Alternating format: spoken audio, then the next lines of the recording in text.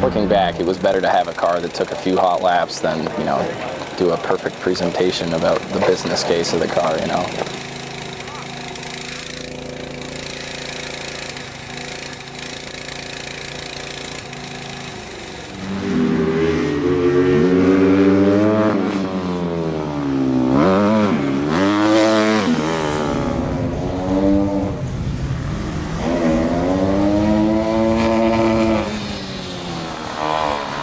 I've always wanted to be an engineer, and this project is definitely, it's sort of a dream come true.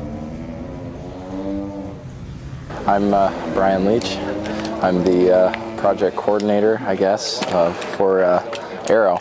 I try to keep track of how we're doing on the project and try to have enough knowledge of all the subsystems to know when we're, you know, behind schedule or doing okay or what needs to happen. And so that's sort of my job.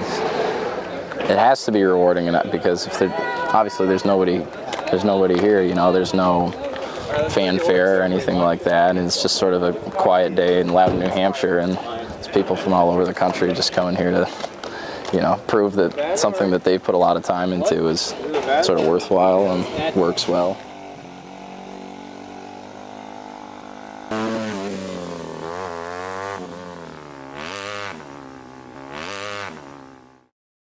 My name is Charlie Robinson. I am from Boulder, Colorado. I am currently a graduate student at the University of Vermont. I am a computer science student. I graduated from UVM last spring and was offered an accelerated master's program, so I'm still here for another 2 semesters to try and get my master's degree and then go off and do whatever happens next. My role in all of this was the lead for the control systems. So I built 3 computers to deal with the dashboard, the pedal monitoring system, and the actual vehicle control unit. The most important part of this is the control. Secondary to that is being able to monitor the car so we can try to make it better in the future. I don't know what motivates me. It might be a degree of masochism to some extent. Some more women should join Aero. My name is Jennifer Brine, and I'm from Maine. And I'm supposed to be a senior, but I switched my major, so I'm a sophomore. I met with my advisor, and she suggested that I join a couple clubs. And I had heard about this one in one of my freshman design classes, and I figured that I could probably learn a lot from it. And I was definitely right. And then I've just worked on various things. I just go down to the Aero room and ask them if they need me to do anything. I took the center differential apart the other day, and I got to see how that works. But I got to help with the nose cone, and then they let a bunch of the new people do a drivetrain teardown, so we got to learn about the engine. I really would like to practice my welding this summer. If I could get really good at it, I'd like to be one of the people who does a lot of welding.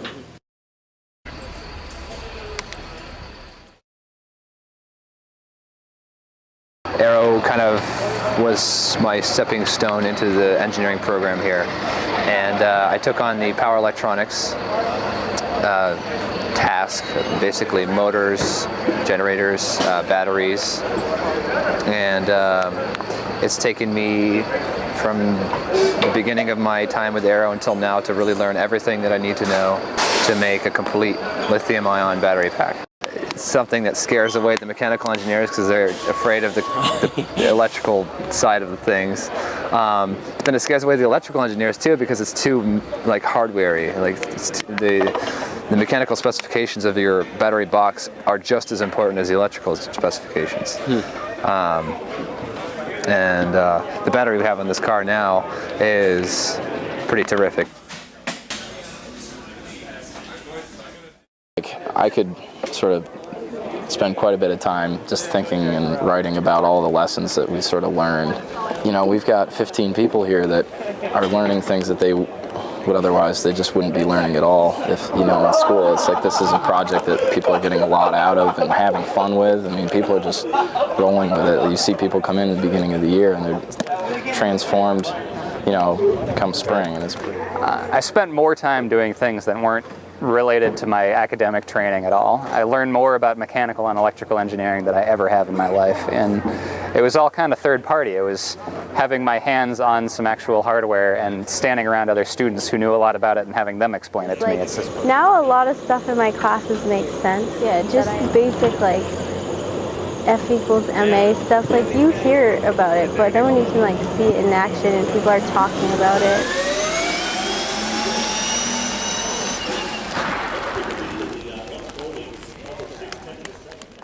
We have one of the most impressive accelerations of any of the cars here. And I think the thing that really blew everybody's mind is when our gas motor turned off and the car continued to accelerate at such high rates with no noise whatsoever.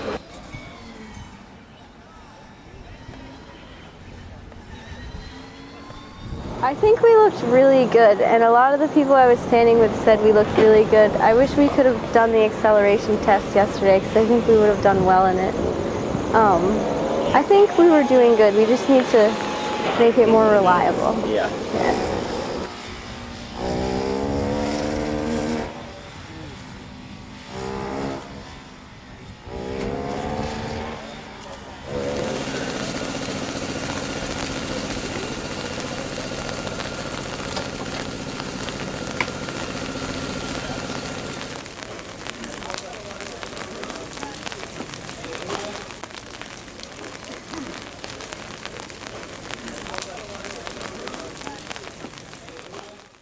Oh yeah, stress.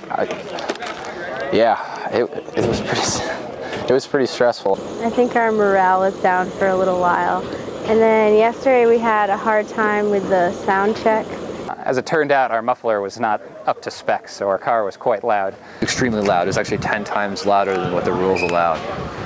And you'd think such a small detail, but the problem with tech inspections is that any one thing that goes wrong, no matter how small, it pretty much all bets are off for you.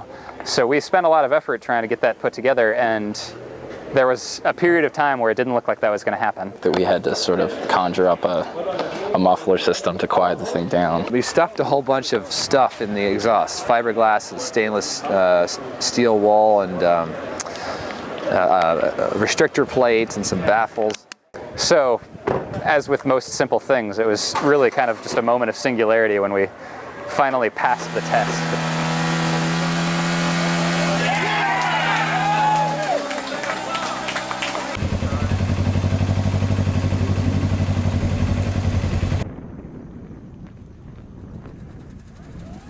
When it came to the endurance race, I said to him, you know, like, just go out there and have fun. I mean,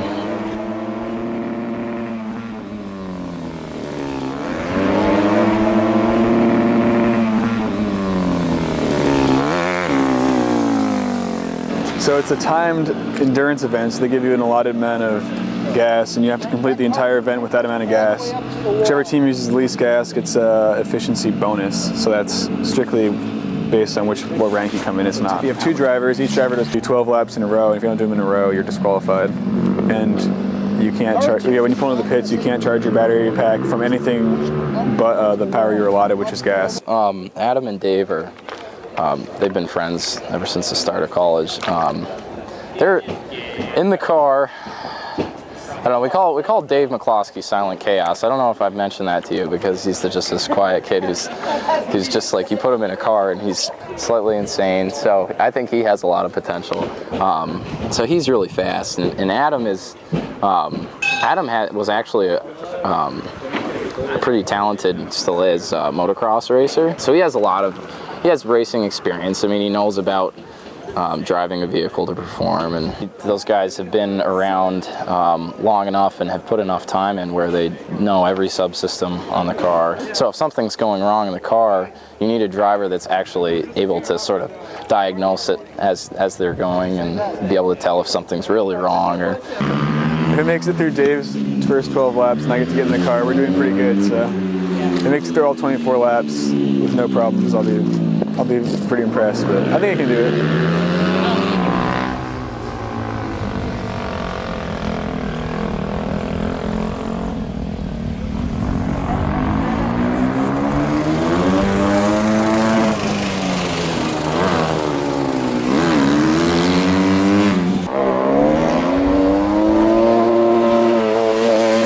Adam knew that that the engine was about to seize, and so we brought it in, we talked about it, and we're like, okay, let's hang it up.